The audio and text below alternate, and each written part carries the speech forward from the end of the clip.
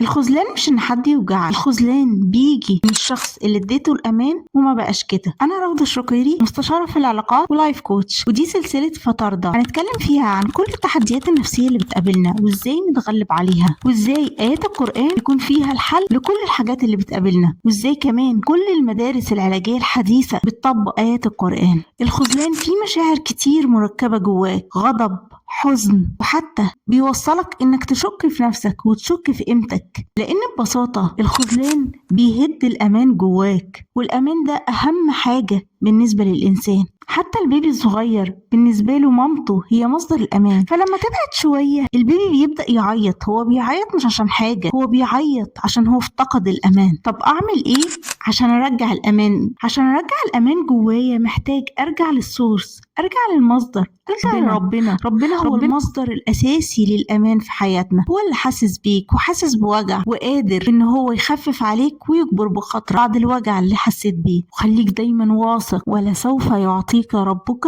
فترضى.